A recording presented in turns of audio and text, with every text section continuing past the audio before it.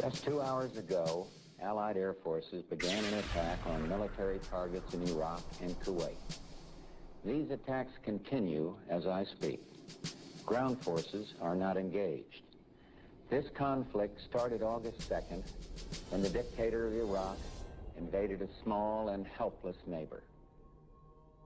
Just a short time ago, you heard the president announce that coalition forces of Operation Desert Storm have begun a large-scale ground operation against Iraqi forces inside Kuwait.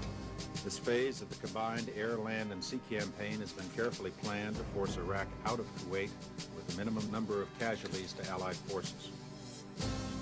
Indeed, analysis and computer modeling indicate that chemical agents released by aerial bombing did not reach U.S. troops in Saudi Arabia.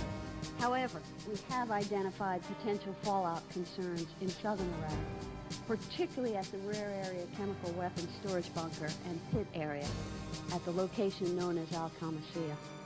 Our operations are designed to best protect the lives of all the coalition forces by targeting Saddam's vast military arsenal. Initial reports from General Schwarzkopf are that our operations are proceeding according to plan. We use protective overgarments, boots, masks. I don't think you have seen a single battle scene from Desert Storm War where our troops were not in mock gear.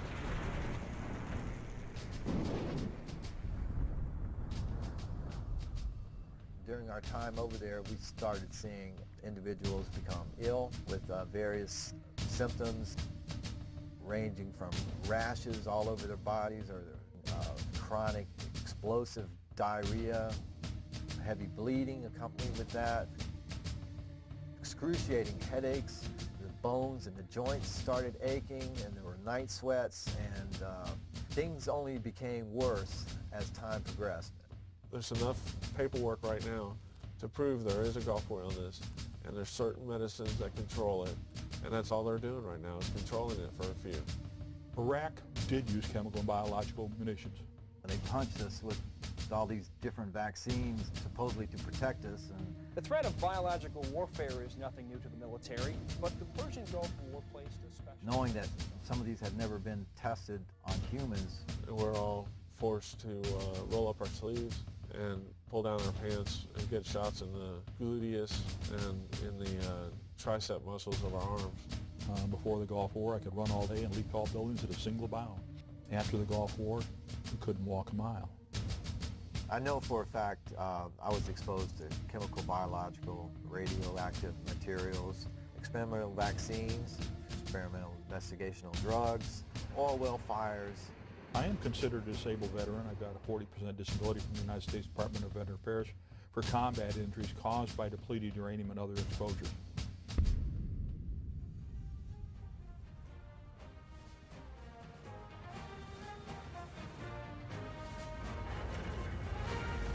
It is more than a trial by fire. It is a rite of passage, a challenge to join the elite. And if you succeed, if you can master your fear, outsmart your enemy, and never yield even to yourself, you will be changed forever.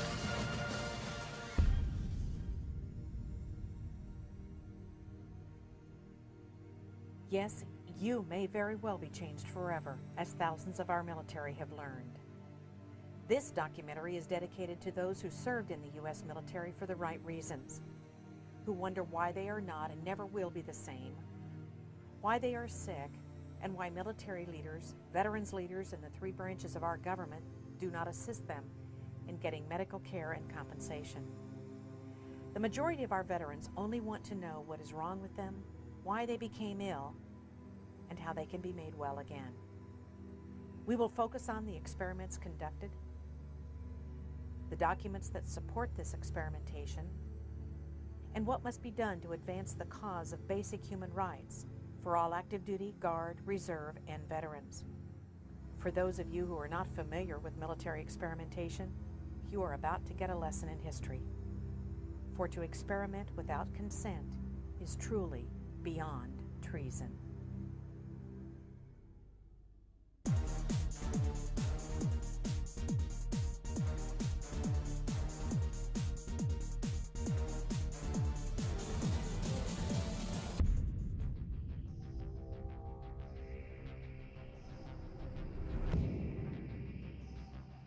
away.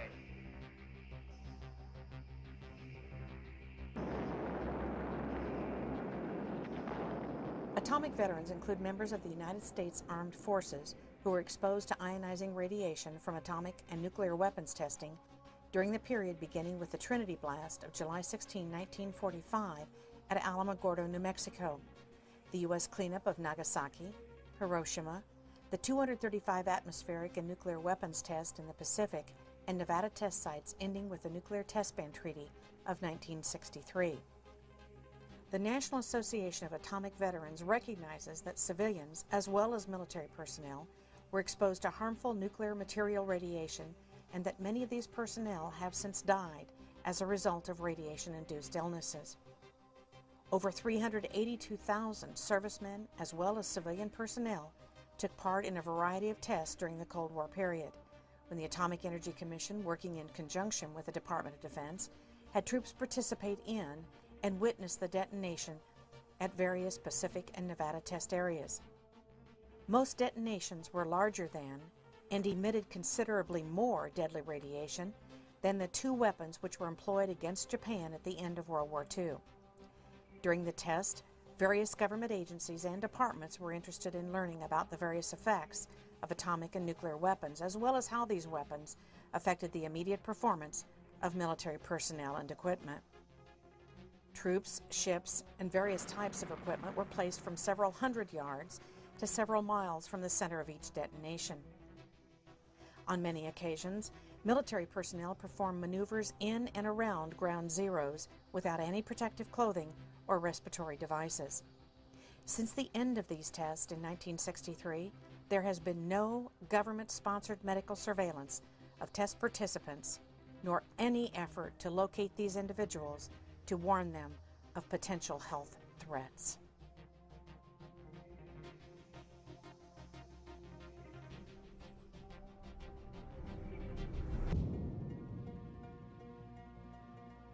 Project MKUltra was the code name for the CIA mind control research program lasting from the 1950s to the 1970s.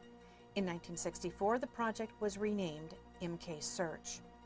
MKUltra was started on the order of CIA Director Allen Dulles in April of 1953, largely in response to alleged Soviet, Chinese, and North Korean mind control techniques on U.S. prisoners of war in Korea. Because most of the MKUltra records were deliberately destroyed in 1972 by order of then-Director Richard Helms, it is impossible to have a complete understanding of the more than 160 individually funded research projects sponsored by MKUltra and the related CIA programs. Experiments included radiation, LSD. Experiments included dosing CIA employees, military personnel, other government agents, prostitutes, mental patients, and members of the general public with LSD to study their reactions, usually without the subject's knowledge. In the summer of 1975, congressional hearings and the Rockefeller Commission report revealed to the public for the first time that the CIA and the DoD had conducted experiments on both consenting and unwitting human subjects as part of an extensive program to influence and control human behavior through the use of psychoactive drugs such as LSD, mescaline, and other chemical, biological, and psychological means. The report states that no official records were kept regarding the deaths or illnesses of experimentees.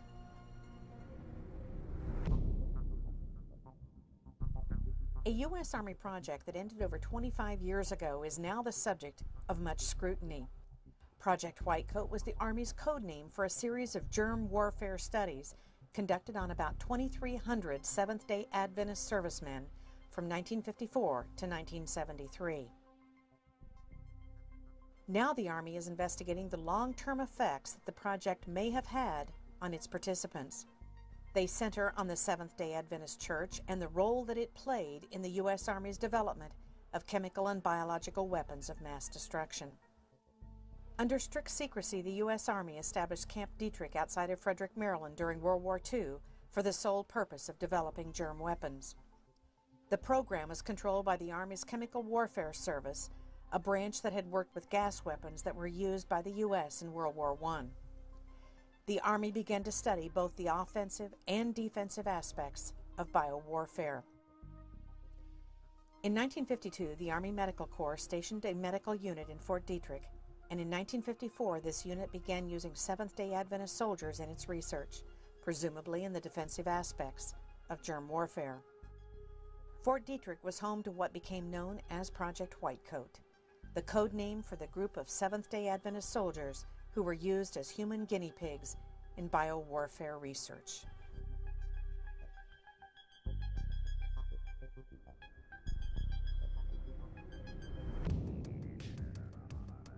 Agent Orange was the code name for an herbicide developed for the military primarily for use in tropical climates. The purpose of the product was to deny an enemy cover and concealment in dense terrain by defoliating trees and shrubbery where the enemy could hide. The product Agent Orange was a code name for the orange band that was used to mark the drums in which it was stored. The product was tested in Vietnam in the early 1960s and used at the height of the war in 1967 and 1968. Agent Orange was a 50-50 mix of two chemicals known conventionally as 2,4-D and 2,4,5-T. The combined product was mixed with kerosene or diesel fuel and dispersed by aircraft, vehicle, and hand spraying. An estimated 19 million gallons of Agent Orange was used in South Vietnam during the war, potentially affecting 2.5 million Vietnam veterans. On May 5, 1990, Admiral E.R. Zumwalt, Jr., in a classified report submitted the following: Report to the Secretary of the Department of Veterans Affairs on the association between adverse health effects and exposure to Agent Orange. In that report, he concluded that it was at least as likely as not that the exposure to Agent Orange caused numerous life-threatening, debilitating, and deforming diseases.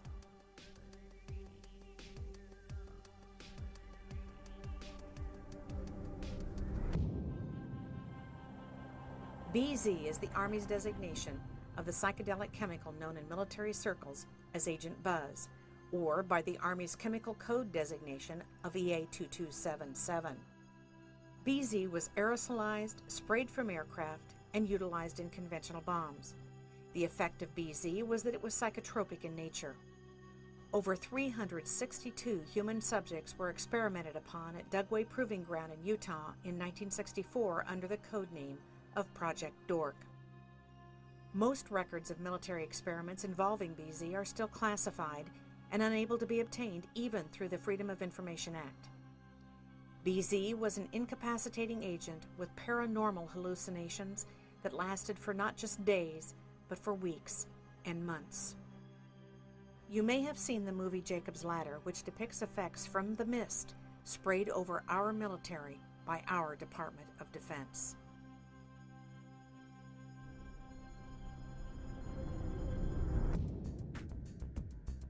To this date, the Department of Defense continues to deny and stonewall the existence of a Gulf War illness.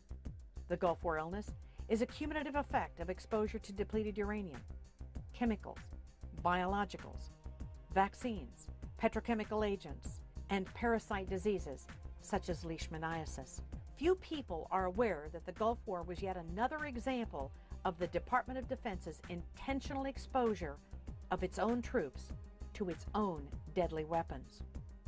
From 1984 through 1989, the U.S. government, with full knowledge of the CDC and the Department of Commerce, sold and transferred to Iraq $4 billion worth of deadly chemical agents, deadly biological agents such as anthrax, Clostridium botulinum, and West Nile fever virus.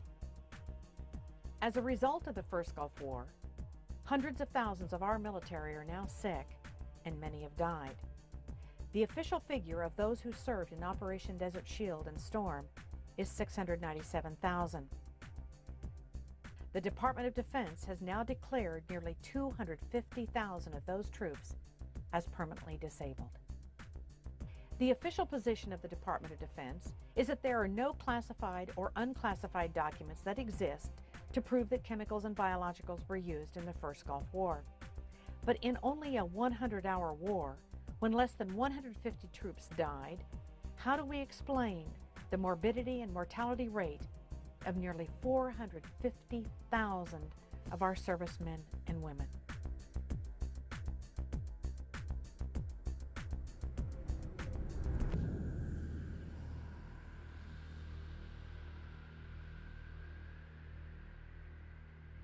At the time that the Gulf War started, I was the nuclear medical sciences officer, intelligence and covering everything, special operations officer, mobilization officer, training officer for 330th Medical Brigade.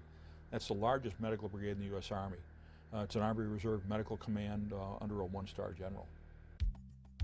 Dr. Doug Rocky is a U.S. Army health physicist and nuclear medical sciences officer. Dr. Rocky has expertise in nuclear, biological, and chemical warfare operations, microwave radiation, emergency response, decontamination, and battlefield cleanup. We were the super garbage men. We had to clean up the messes. We had to identify the messes. We had to collect all the garbage. We had to provide the on-site medical care. It's a lot. All the Iraqi equipment, a lot of U.S. equipment, contains radiological components. When that equipment was blowing up, the radiological materials were released into the environment, exposing and contaminating. And then to top it all off, we used uranium munitions, known as depleted uranium. They've been used back in 1973 by the Israelis against the Egyptians, but during Gulf War I, Desert Shield and Desert Storm, we took it to a totally new level. The use of radioactive materials on the battlefield. Deliberately taken tons and tons, actually over 350 tons of solid radioactive materials, and dispersed it across Kuwait, Saudi Arabia, and Iraq. Taking our radioactive waste and throw it in somebody else's backyard.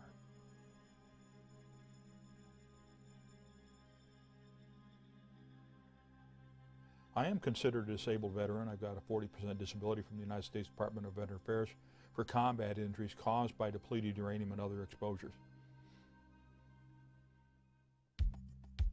Lieutenant Colonel John Marks is an A-10 pilot attached to the 303rd Fighter Squadron stationed at Whiteman Air Force Base, Missouri. The reason it used depleted uranium is it's a very dense, heavy metal, and it's able to penetrate the most armor of any type of material used. It is a very minor amount of radioactivity, but it's not anything that, as long as it's in its bullet form, it can be stored, and it's not any type of hazardous material. Once it hits a vehicle and vaporizes, then it becomes more of a hazardous material that you have to have special handling of that type of thing. But in its normal bullet form, it's not hazardous because of the depleted uranium. It is highly effective against armor. We've got direct memorandum from the Department of the Army and other Department of Defense officials specifically telling us that not only were uranium munitions a health threat, they were a serious health threat, the contamination. We got direct warnings, famed Los Alamos memorandum, that to make sure and write a report so that uranium munitions can always be used because there's direct concern about the health and environmental effects. We had the warnings. We also had the responsibility to put together all the decontamination guidelines and also what's called the Combat Lifesaver Program. So myself and my team wrote that, which has now been adopted by the Army and is used every day by the Army. Battlefields and fighting are by nature hazardous to your health. Some hazards are easy to identify and well understood. Soldiers recognize the serious hazards presented by incoming artillery shells and bullets and take appropriate actions. However, some lesser hazards from new technological applications are not so well known and recognized. One of these newer applications is the use of depleted uranium in munitions and equipment armor. Depleted uranium is obtained from uranium ore, which is found throughout the world. In the United States, this ore is mined in New Mexico, Colorado, Wyoming, Utah, and Arizona. Uranium ore contains 3 isotopes. By weight, 99.28%, which is uranium-238, 0.71%, which is uranium-235, and 0.0058%, which is uranium-234. Of these 3 isotopes, uranium-235 and uranium-234 are used for nuclear fuel and weapons. Uranium-238 becomes depleted uranium. This is an aluminum model of one DU tank round. This round would be fired by an Abrams tank. If it was actually uranium rather than aluminum, it would be over 10 pounds of solid uranium. What happens, it moves extremely high velocity. The minute it leaves the bore of the gun, it catches fire. So this rod is a burning rod of uranium. It impacts tremendous forces, unbelievable forces, over this very small diameter. And it's like a blowtorch with tremendous forces that punches right through. Now, as this breaks through and goes into anything, can be steel, concrete, sandbag bunkers, wood, or anything. Uranium itself is soft. So you have parts of the fragment of the uranium breaks off as it enters and goes through. The uranium rod emits alpha, beta, and gamma radiation and X-ray radiation. The alpha particle is a 4.15 MeV particle. That's 4.15 million electron volts. Now, the intercellular voltage, the voltage that your cell operates biologically, is 10 electron volts. So when that cell is bombarded by an alpha particle at 4.5 million electron volts, it doesn't have a good day. We have all kinds of other problems. We have the beta particle and the gamma rays, the X-rays. Now, we've actually measured the ionizing radiation emissions from a DU rod within, say, 4 to 6 inches at over 300 millirems per hour. Now, that radiation is continuous. So you get a fragment of DU into your body that's emitting at over 300 millirems per hour. Or if you're holding the rod in your hand, it's over 300 millirems per hour. And if you got the fragment, then you got the alpha particle in there, which is an extremely hot particle, 4.15 MeV. And we're looking at what we measured over 10,000 counts per minute. 10,000 disintegrations per minute, 10,000 alpha particles per minute. In fact, in May of 2002, the U.S. Department of Veteran Affairs reported that over 160,000 troops that participated in Gulf War I, the period August of 1990 through the fall of 1991, basically October and November 1991, have been classified as disabled from anywhere from 10 to 100%. Now, my own disability didn't come about until after May of 2002. The count right now is somewhere close to 200,000. When we look at all the troops that have gone into the Persian Gulf region between August of 1990 and May of 2002, when the last formal report was written, the U.S. Department of Veteran Affairs formally acknowledges over 221,000 individuals are labeled as permanently disabled, and over 10,000 are deceased that had service connection disabilities. There's a big difference. There's a 60,000 increase in individuals that are disabled amongst those that served after the fall of 1991. That disability is only due to residual exposures and immunizations that were continued to be given, because there was no active combat. There was no active maneuvering. So what's happened? Well, what happened prior to Gulf War I is pre-deployment health physical assessments were not given. And at the completion of Gulf War I, post-deployment health physical assessments were not given, even though we specifically requested it. In my own case, when I came back to get released after completing special projects, I said I was exposed to these. We need to do these tests. And they refused to do them. I've been a staff scientist at 2 nuclear weapons laboratories, 5 years at the Lawrence Berkeley Lab, where the Manhattan Project started, and 2 years at the Lawrence Livermore Lab. Lorraine Murray is an independent scientist who specializes in radiation issues. Her degrees include BS in geology, master's degree in Near Eastern Studies, and has pursued doctoral studies in geosciences at the University of California, Davis. For the past 5 years, my research is focused on the damaging effects of low-level radiation. The history of depleted uranium goes back to a 1943 declassified memo known as the Groves Memorandum.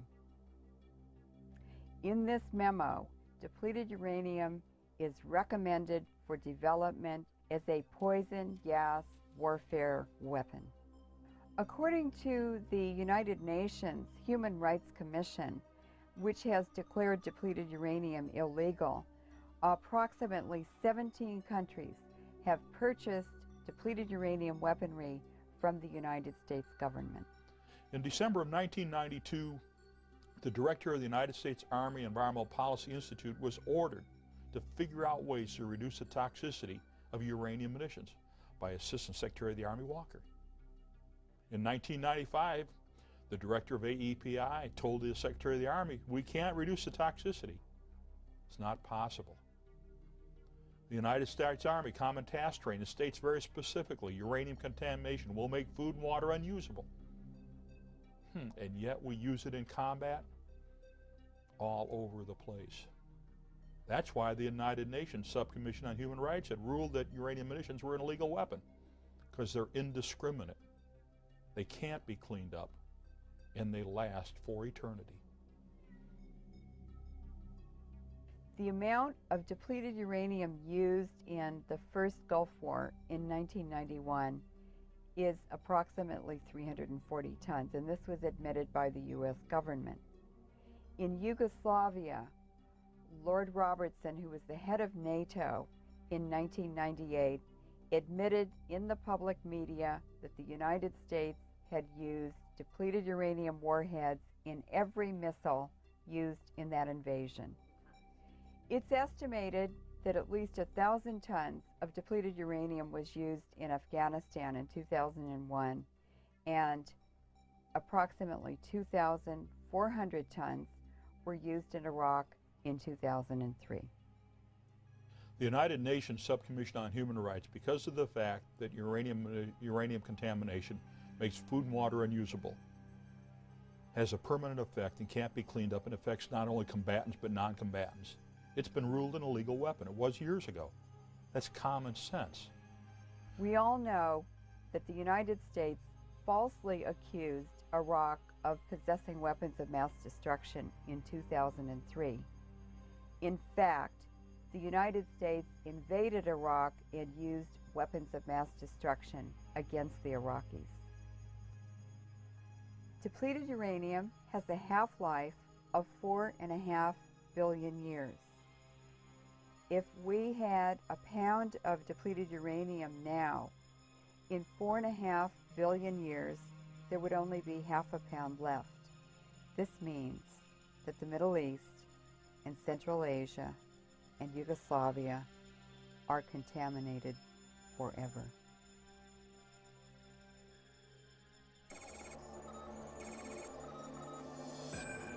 We're 1st Platoon Charlie Company, and we were part of Operation Iraqi Freedom.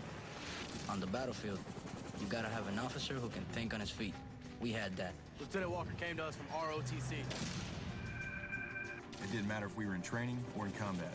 He was right there with us. He had confidence and dedication. And wherever he goes, we go.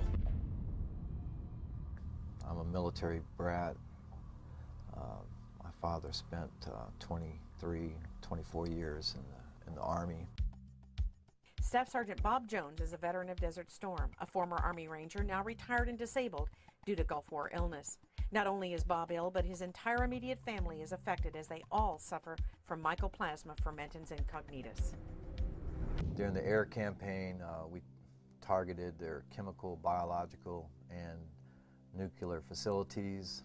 So we were exposed to chemicals, biologicals, nuclear radiation in the form of depleted uranium, and also direct enriched uranium, or EU, from those nuclear facilities that were bombed and targeted. And many of the coalition, especially guys on the front line, such as my unit and others like us, were in the area of exposure from the fallouts of the coalition bombings. And although this information became widely known as early as 1994, through testimony and release of GAO reports that showed that the meteorological data supported the fact that the downwind plume or fallout from the bombings drifted over a large number of the troops that were forward positioned. The U.S. military personnel during Gulf War I, just like during the Balkans and in Gulf War II now, were not adequately protected from all of the exposures they had. We know from first-hand experience that the M40 series mask, as confirmed by the United States General Accounting Office, is defective. We know that it leaks when you move your head. We know that none of those, either the M17 series or the M40 series, provides protection against toxic industrial chemicals. No. Were they adequately protected? Absolutely not. Was my team adequately protected? Absolutely not. We wore the respirators, and we got sick. Now, what happened? What we confirmed and what we saw during Gulf War I and when I did the research as director of the Depleted Uranium Project, that DU round comes down and it breaks up. We have the spalling, then we have the fire. And we create uranium oxides of different types. Some in the ball game the size of cigarette ash and marbles on down to 0.1 micron. This has always been known.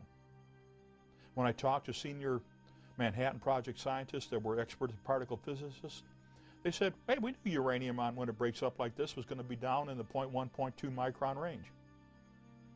No doubt about it. The gas mask, the respiratory protection issued to the troops, there's no way it can protect against inhalation. Well, that's what happened to myself and my team. We wore the respiratory protection during Gulf War I, inhaled it, and got sick.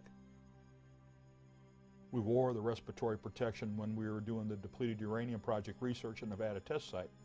U.S. Department of Energy approved respirators. And we could smell and taste the uranium through the filters.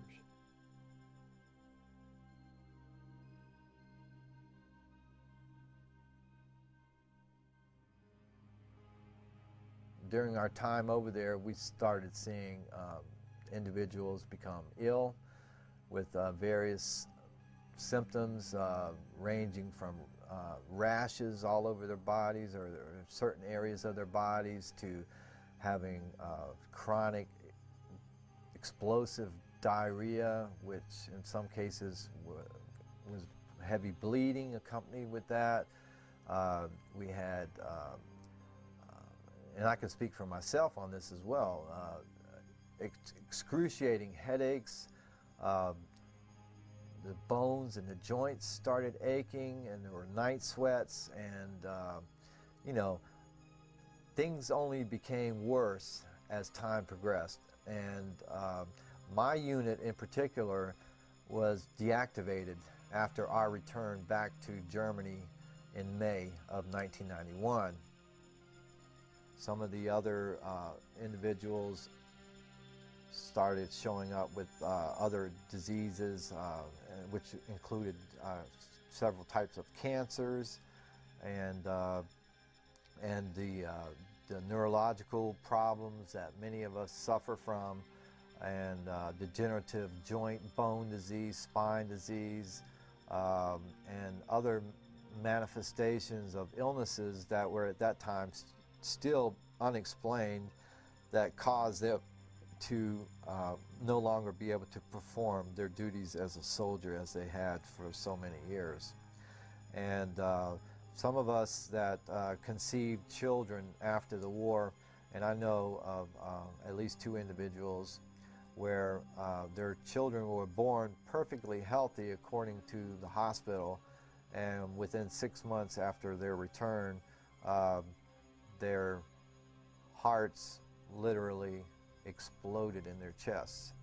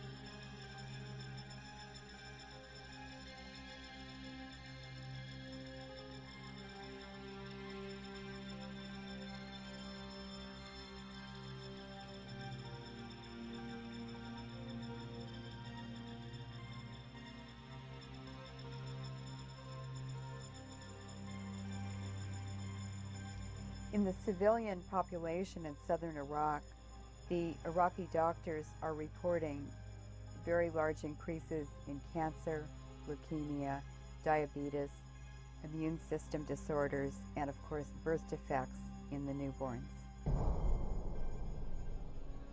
The babies are born without a brain, without eyes, without legs, or without arms.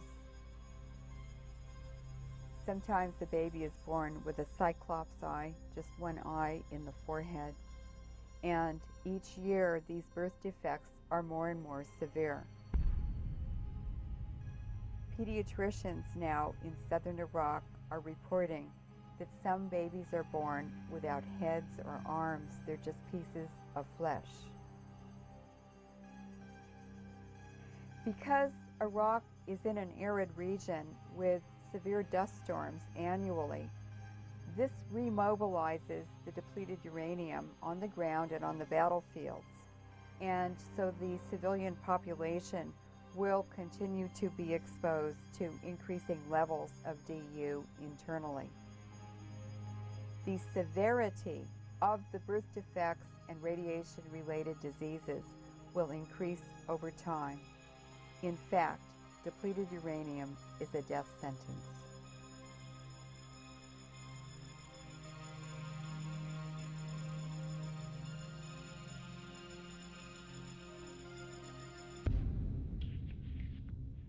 Individuals are depleted uranium casualties, whether they're civilians or combatants. Doesn't matter where they were, whether they were exposed during manufacturing processes, testing processes, or combat use. One of the things that we're starting to see, we saw the respiratory problems right off the bat. That was predicted by the Groves Memorandum, totally confirmed by my own physicians and totally documented in my VA medical records. Then we saw the rashes. Well, what we're having is we have the particulate irritation damage, we have the chemical toxicity damage, and then we have the radiological damage, which is the result of the cancers and the tumors. All of the birth defects, they absolutely confirm chromosomal aberrations from the ionizing radiation damage to the cells and the tissues. Neurological problems, rashes, cataracts, kidney problems. Your life is messed up. As said in the Groves Memorandum, it's going to cause all these health problems, and there is no medical care and treatment. You can't reverse radiation exposure damage to the body.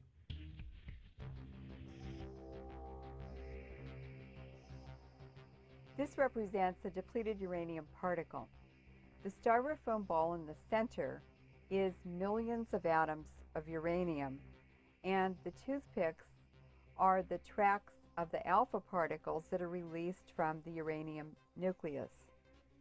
When these pass through the cell, they release tremendous amounts of energy, which cause the cell processes, enzymes, and hormones to malfunction.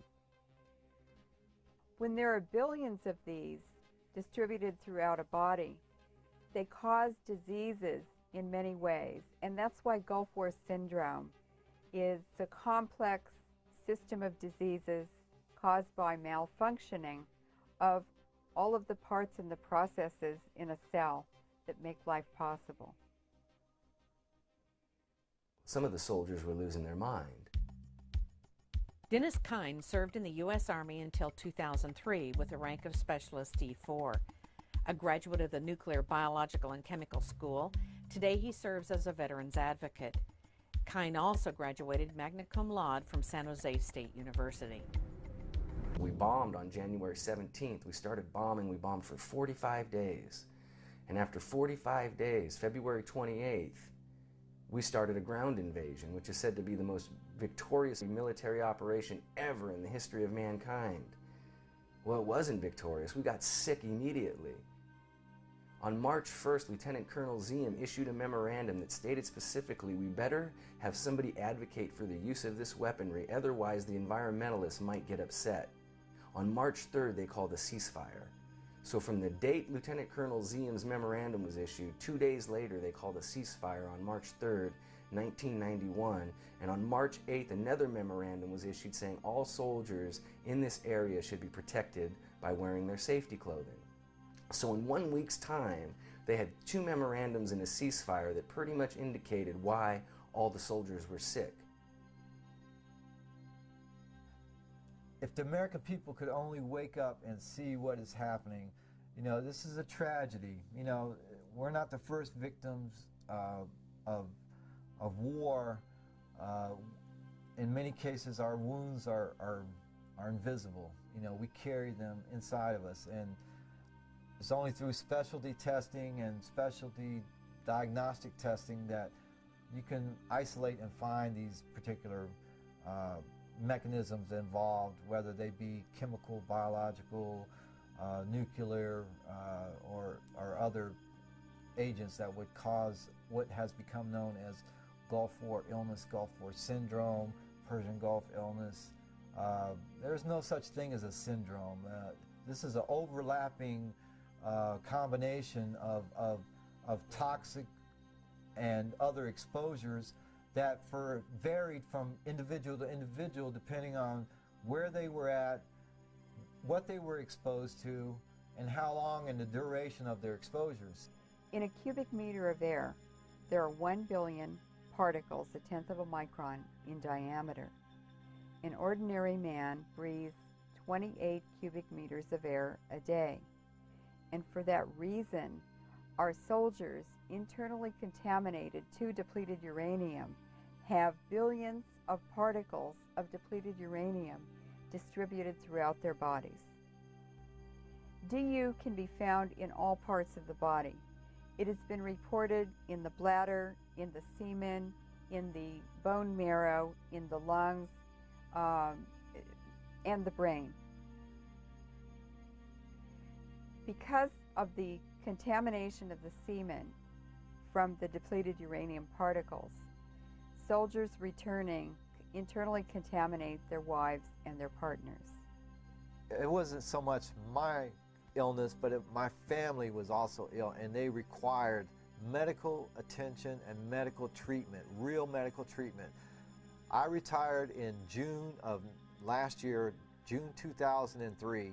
As soon as I retired, my family was completely dropped from the military medical system. In other words, we were enrolled at the Womack Family Practice, and as soon as I retired, we were dropped like a hot potato.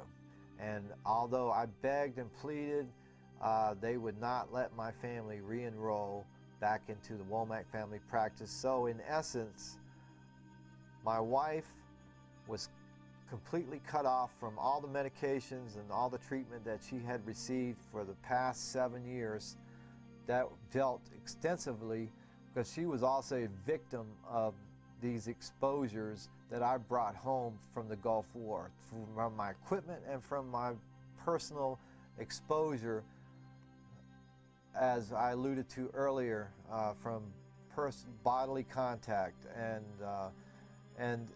that to me is the greatest travesty. I just can't imagine how a nation, not only will they take care of their veterans that have returned from war, but you have innocent family members and loved ones that never put their hand up and swore allegiance to fight and defend the Constitution of the United States, and they get kicked to the curb and nobody cares. When you get these health effects, you have to prove the United States Department of Veteran Affairs that you were exposed. And then you have to prove that the health effects that you're seeing were caused by the exposures you have. But it's very difficult to do when the medical records have been destroyed, the personnel files have been missing or destroyed. And when you got senior Department of Defense officials continue to state, well, none of these guys are sick. None of these guys are dead. Why don't you ask Sue Reardon someday about Terry? Why don't you ask Sue Sitten someday about John? Or Frank Zuley? Or Mr. Kiefer. Ask his granddaughter why she'll never enjoy her grandfather.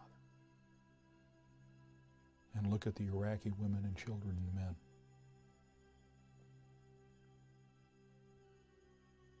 Ask the question yourself.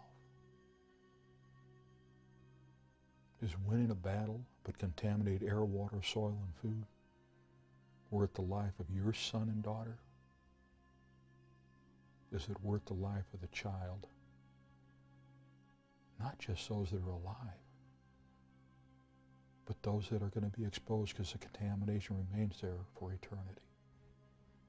It's real simple. I was tasked to clean up the uranium munitions by name, by order, during Gulf War I. I was assigned as the Depleted Uranium Project Director. I did the research. I prepared the programs. I wrote the regulations for management. I wrote the procedures for management. And I got sick because I served my nation. And I was discarded. I was abandoned.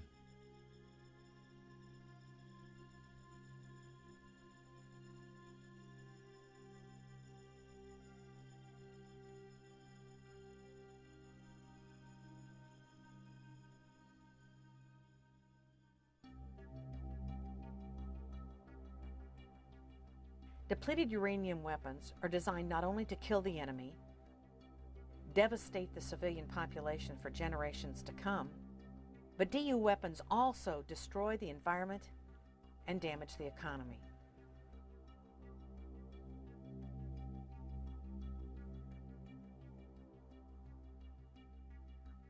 In 1996, the United Nations passed a resolution that made DU illegal under international law. In order to protect themselves and continue the illegal usage of depleted uranium, the United States government has co-opted the International Criminal Court, thus protecting certain individuals from war crimes charges.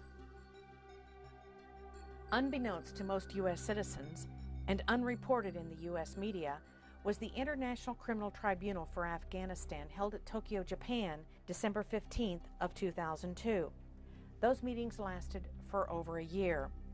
The initial complaint presented for the tribunal charges George Bush with 31 counts of war crimes, violations of the Geneva Conventions and other crimes against peace in the war on Afghanistan. In addition to the original 31 war crime charges against George Bush, the judges and tribunal recommended 2 additional charges. Number 1, Bush knowingly used depleted uranium on the battlefield against his own troops, and number 2, that it was, in fact, a crime against the environment.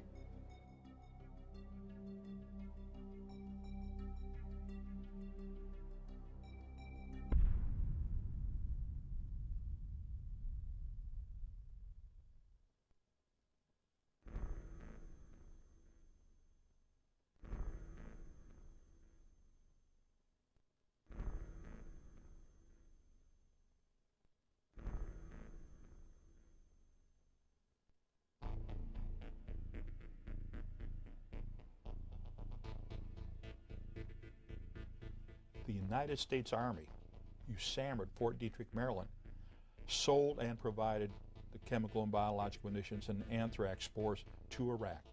That's totally confirmed in the Regal Commission report written by James Toot and the subject of a made-for-TV movie called Thanks to a Grateful Nation that starred Ted Danson and Mark Helgenberger.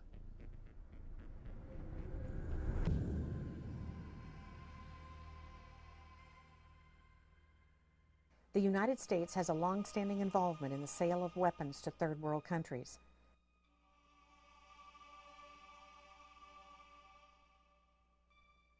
Donald Rumsfeld, a private citizen, met with Saddam Hussein as a political envoy of the Reagan administration on December 20th of 1983. It is a little-known fact that he was also president and CEO of the G.D. Cyril Pharmaceutical Company. According to Howard Teicher, author of Twin Pillars to Desert Storm, he and Rumsfeld traveled to Baghdad on December 17th in order to lay the groundwork for the presumption of full diplomatic relations between the United States and Iraq. Prior to that time, Iraq was on the known list of terrorist countries. Iraq invaded Iran in September of 1980. It is important to note that the ban on the sale of weapons was in force until 1982, when it was lifted with the strong objections from Congress. The U.S. began the transfer of helicopters to Iraq in December of 1982.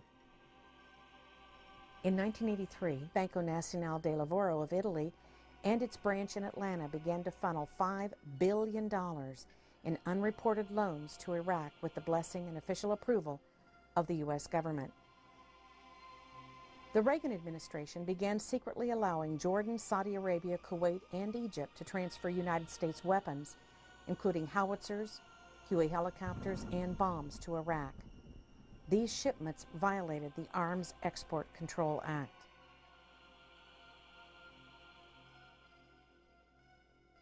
From 1985 through 1989, the Department of Commerce licensed 70 biological exports to Iraq, including approximately 21 batches of lethal strains of anthrax, shipments of weapons-grade Clostridium botulinum, and West Nile fever virus.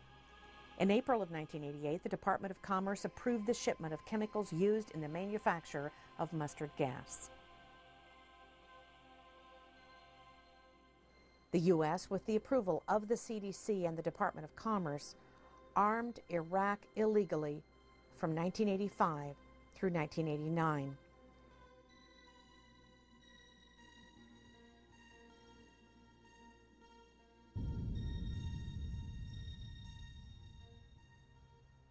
We knew from the fact that Iraq had got chemical and biological weapons from the United States and used them on Iraqi Kurds and on the Iranians, that they didn't have in their possession, they would probably use them. We knew that all the toxic industrial chemicals that we use in the military, when we move a military, go into combat, were going to affect everybody. We knew that all of the other weapon systems we had have a horrible health and environmental effect on the battlefield. That's history. And with all the background all of us had, both within the military and within academia, it was very easy for us to understand and predict what was going to happen. During the period of 1990 and 1991, we made a conscious decision, and this decision was a decision made between General Powell, General Schwarzkopf, General Horner, and Secretary Cheney to blow up Iraq's chemical and biological stockpiles in place. We also decided to blow up their nuclear reactors in place.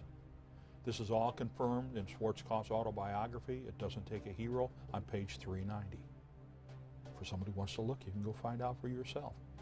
At that time, we warned everybody that these exposures, downwind exposures, were going to have a disastrous effect on U.S. military personnel, on coalition personnel, on Iraqi personnel, and on the civilians and non-combatants in the region. That warning was ignored.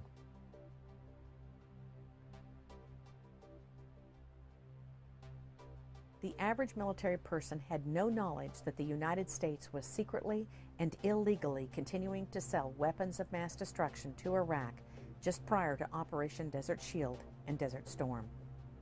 It is important to note that these biological materials were not attenuated or weakened and were capable of reproduction, thus illustrating these biological agents were not for research, but for the purpose of weaponization. Not even the military medical personnel tasked with treating the wounded on the battlefield had any training regarding a biological or chemical casualty. According to Senate Report 103-900, by the time of the invasion of Kuwait, Iraq had developed biological weapons. The Regal Report states that Iraq's biological warfare program was the most advanced in the Arab world. There is substantial evidence to suggest that the Iraqi military used the Soviet doctrine of multiple chemicals and multiple biologicals against our troops. This serves to confuse the diagnostic and treatment process and would account for the wide variety of symptoms displayed by Gulf War veterans. Most of the guys that I served with are either severely disabled or dead due to the fact of their exposure to the different elements that were involved. Michael is a veteran of Desert Storm and served in the area of special operations. Because of fear of reprisal by the Department of Defense or loss of his veterans' benefits, he has requested that we alter his voice and image. One memory that sticks very clearly in my mind is the chemical alarms. At least once a day, we'd have a chemical alarm go off. And after a while, we learned to pay attention to them because we were told it was a malfunction. They would try and tell us that either it had blown paint on it, some fumes from something that had been painted nearby had been blown on it, and that set it off, and so on and so forth. And it makes me wonder. They claim that no chemical weapons were used, but I have every reason to believe that now, in retrospect, it's so sad. It's so sad that you trust them so much that when the chemical alarm goes off, and most normal human beings would go, well, I don't care what you say, that chemical alarm goes off, I'm going to take precautions. But you are so indoctrinated in the fact that, oh, well, we're here to look out for you, we're going to take care of you, that when the chemical alarms go off, you just sit there and continue eating or reading or whatever it was you were doing. On a number of occasions, chemical alarms went off, and we were ordered not to basically respond to them or report them or write down statistics or even study the environment we were in, which is normally what an NBC person would do. Once an alarm goes off, you start putting, testing things around to see if there's anything happening. At the first call of an alarm, we would be told a number of different things, like it was the gasoline setting it off, or it was the oil well fires burning that was setting it off, or it could have been anything other than an actual chemical or biological agent. Surely wasn't. Don't worry about it, soldier. You'll be okay. We had alarms going off, chemical alarms, and there were several occasions where we had to go into full mop gear in the middle of the night, or especially in the middle of the night. It's unbelievable that we had all this equipment that had been calibrated and sent over there prior to the war, and we had set out monitors in the perimeter and in the area to detect any kind of chemical activity. However, what is of significant and monumental importance is the fact that we had no biological detection capabilities over there whatsoever. And this all relates back to the fact that we destroyed their chemical biological sites and also the bunker complexes, not to mention the big one in Camisea, which is the only one that got any kind of real attention due to the fact that an individual or several individuals happened to film the contents of that bunker complex. The order was given to blow the place up rather than the normal procedures when you find a place like that magnitude holding the contents that it did. There were other means of disposal. The area was secured, and what surprises me is the fact that we received no warning. No one was instructed to get into any kind of mop gear or any type of chemical protective posture, although it's questionable whether it would have helped anyway. Well, we were issued, MOP suit, military occupational protective posture is what MOP stands for. MOP suits, we were issued them, but they were useless to us after the first 3 days after we opened the package. So you get in country, they issue you a brand new suit, it's got a charcoal filter in it, but the minute that package has been opened and that suit has been liberated, that suit is useless. You can't keep putting it on and taking it off. The Department of Defense has long touted that American troops are the best prepared, trained, and equipped in the world. Unfortunately, the equipment that was meant to save their lives may very well have cost them their health in Desert Shield and Storm. Information has now been obtained that proves that the chemical suits sold to the Department of Defense during 1989 were in fact useless. Isratex, A company from Raynell, West Virginia sold nearly 800,000 defective suits that later proved to be full of tears, holes, and poor stitching. One hole can mean the life or death of a soldier during a chemical exposure. The company subsequently filed for bankruptcy, and its owners have never faced accountability for their actions.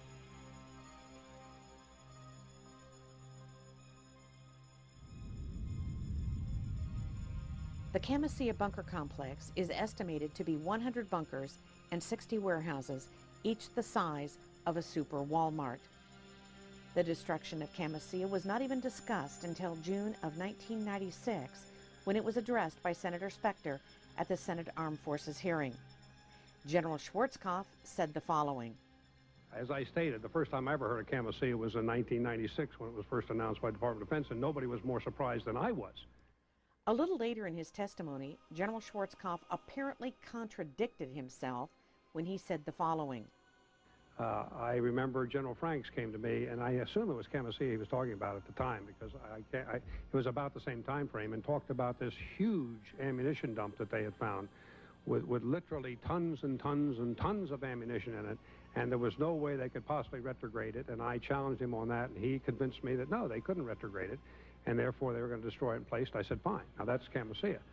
From what I heard about the size of the bunker that Franks was talking about and the others that they blew up, these were huge bunkers with crates and crates and crates and crates of ammunition in them, and I can only assume that they either didn't recognize them or didn't see them at the time. We were under pressure to withdraw, and under the pressures of withdrawal, we did destroy everything we could so that the Iraqis couldn't fall back in on it and use it in some other war against us. General Schwarzkopf just stated that he was concerned about the Iraqis regaining control of the ammunition that was contained at the Camisea ammunition depot. However, several individuals have come forward with other reasons as to why the bunker depots were hastily destroyed. Dan Topolsky. I was the Nuclear, Biological, and Chemical Defense NCO for B Company, 37th Engineer Battalion. I was on the Camisea Bunker Complex mission. Sergeant Topolsky was one of the Nuclear, Biological, and Chemical non-commissioned officers in charge of identifying munitions at Camisea Bunker Complex in Iraq. I felt betrayed. I felt like we had been sold out for dollars when I saw what I saw inside those bunkers. Even though I had 40-some years in military service, if you were to bring in a bunch of ammunition and pile it up in front of me, and one of them was a 122-millimeter rocket with chemicals in it, I would not be able to tell you that that had chemicals in it, particularly if it was an Iraqi rocket with Arabic writing on it or something of the sort. We identify ours when we had them in a very specific way by color coding. I don't have the slightest idea what the Arabs did. General Schwarzkopf stated that we identified our weapons by color coding. According to Sergeant Topolsky, the colored bands identified biological and chemical munitions inside the Camisea Bunker Complex. According to Sergeant Topolsky, the yellow or purple bands indicate chemical munitions. The green bands represent biological munitions. General Schwarzkopf also said he could not identify munitions, especially if they had Iraqi markings on them. You will also note these munitions were plainly marked in English and indicated these munitions were supplied by countries like Jordan, England, Russia, as well as the United States of America. According to the 1972 Geneva Convention, weapons of mass destruction are illegal. Therefore, according to Sergeant Dan Topolsky, it is very likely that these munitions were destroyed not so much to prevent Saddam Hussein from regaining control of them, but to destroy the evidence of these countries breaking international law. The 37th Engineer Battalion, way back in the air campaign, was ordered by our battalion commander not to wear our protective overgarments unless specifically told to do so. My company pretty much ignored that order because my company commander supported me when I said that that was dead wrong, and he's going to wind up with a dead company if he listens to it. Now, a lot of the other companies in the battalion didn't do that. On April 17, 1997, General Colin Powell testified before the same Senate panel, and as was the case of General Schwarzkopf, he was not required to take the oath to tell the truth. In regard to the chemical mop suit, General Powell said the following. We use protective overgarments, boots, masks. I don't think you have seen a single battle scene from the Desert Storm War where our troops were not in mock gear. Well, the Department of Defense officials continue to lie about what we know and what happened during Gulf War I. But it's real simple. The chemical agent alarms went off. There was no other reason for them to go off. The individuals got sick. There's no other reason for them to get sick. And medical tests, my own medical tests, confirm, absolutely confirm, the sarin and cyclosarin exposures, for which I had been notified directly by the Deputy Secretary of Defense by name in a personal letter that, hey Doug, you got exposed to sarin and cyclosarin because you were downwind from Comasea. But Comasea was only one of over 100 sites that we deliberately blew up after the completion of the ground war from March through the fall of 1991.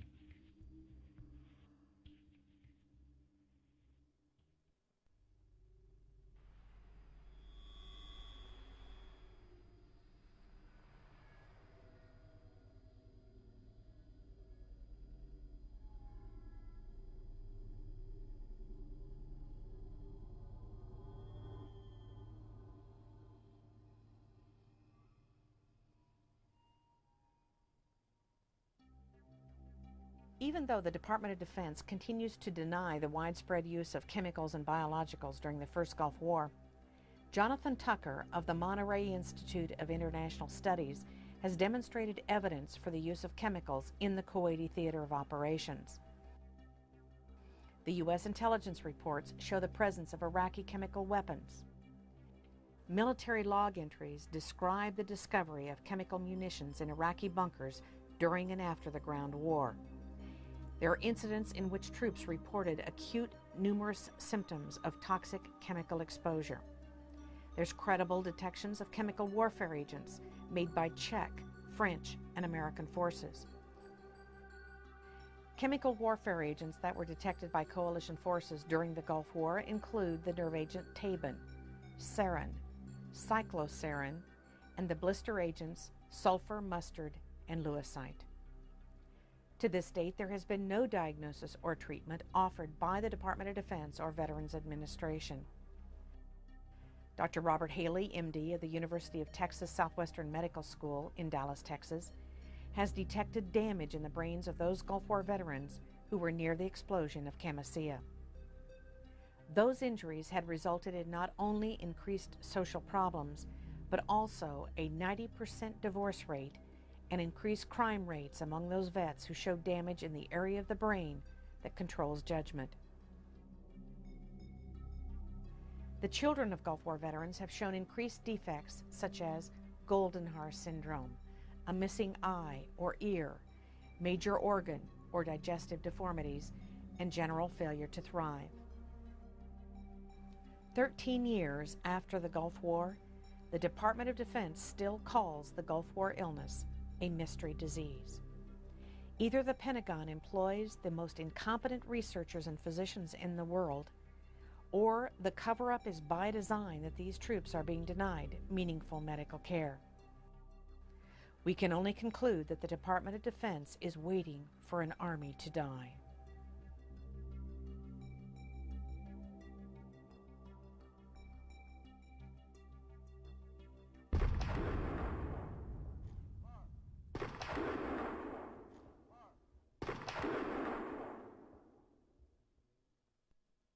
The threat of biological warfare is nothing new to the military, but the Persian Gulf War placed a special emphasis on it.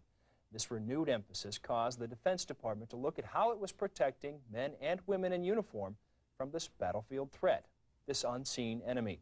Staff Sergeant Noah Berg looks at one of those enemies and what is being done to fight it. The Defense Department says it can be a big threat on the modern battlefield. Anthrax, most commonly associated with livestock. And the type that worries those military leaders most is the type that is inhaled. Sometimes people refer to as very early stages as something like a common cold. But then the person goes downhill very quickly. Because of the potential anthrax threat, last year the Defense Department ordered vaccinations.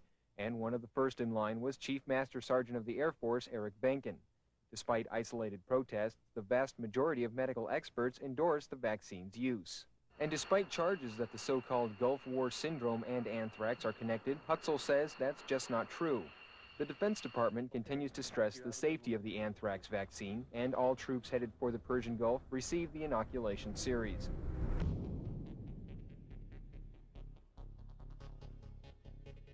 We had all the problems from immunizations. Our team was tasked with to put together the anthrax vaccine program in theater. But we were also ordered, do not record lots, batches, doses, who got them, what their reactions were, when they got them, or how many they got. Direct orders. There's enough paperwork right now to prove there is a Gulf War illness, and there's certain medicines that control it, and that's all they're doing right now is controlling it for a few.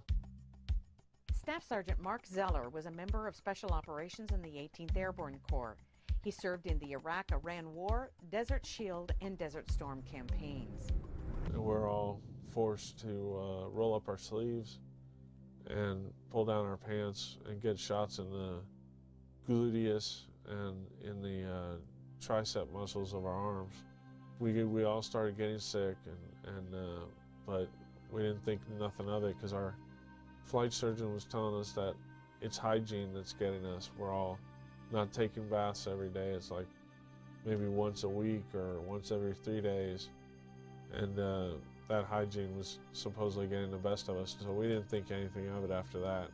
They punched us with all these different vaccines, supposedly to protect us, and knowing that, some of these had never been tested on humans. My neck bones are degenerating. My lower back's degenerating. No one knows why. They want to go in there and scrape it and biopsy it. I'm like, I don't want to be in a wheelchair afterwards. It's pretty damaging to a guy that used to be in special operations and jumped out of airplanes for a living. So.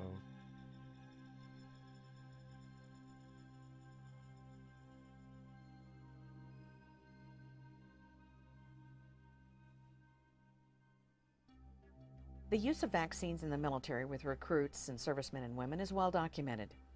What is not well known is the relationship between the Department of Defense and pharmaceutical companies who have a vested interest in the widespread use of vaccines, what is contained in the vaccines, and just how many of those vaccines that were given that were in fact experimental. The experimentation of individual military members by the bureaucracy of the military medical establishment crosses all party lines. Military experimental use of vaccines have been conducted during the past 50 years. The senior Bush administration ordered the use of experimental vaccines anthrax and botulinum during the buildup of the first Gulf War. The Clinton administration ordered the experimental use of the tick-borne encephalitis vaccine in Bosnia.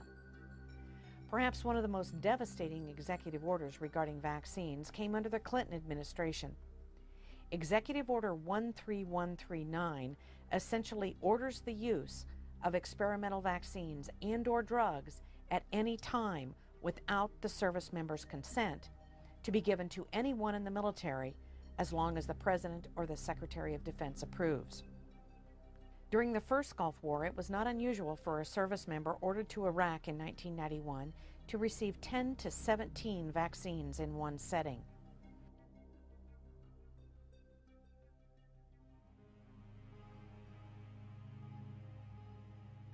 Thousands of U.S. and coalition military personnel who served in the Persian Gulf War are now seriously incapacitated from unknown causes. One common thread for all military personnel were the vaccines. Many of those who did not deploy became ill also. Unfortunately, the U.S. military medical establishment has continued to conduct on an ongoing basis operations such as Project Badger and that has been referred to as a Manhattan-like project that involved the Tri-Service Vaccine Task Force.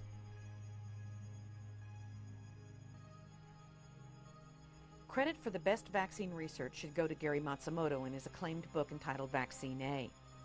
Matsumoto concludes that the government covertly experimented on troops using squalene which is an oil-based booster used to make vaccines stronger.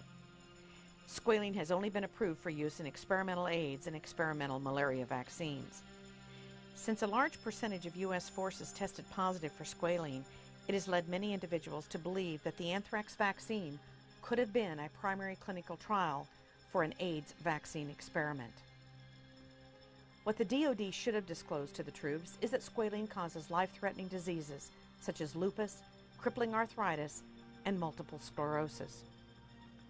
On May 11, 1999, at an Air Force briefing held at Dover Air Force Base, Air Force Surgeon General Charles H. Rodman II denied the use of squalene in the anthrax vaccine.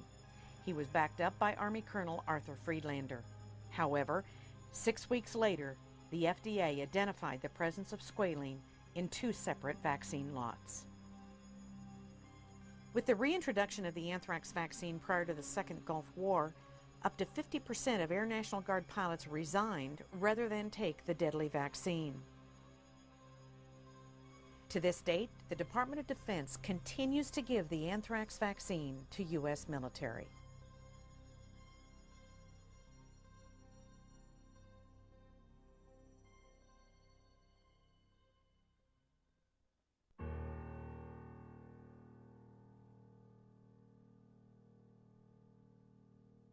The minute you walk into a recruiter's office, the first thing they say is, "Young man, if you do this, you'll be taken care of forever."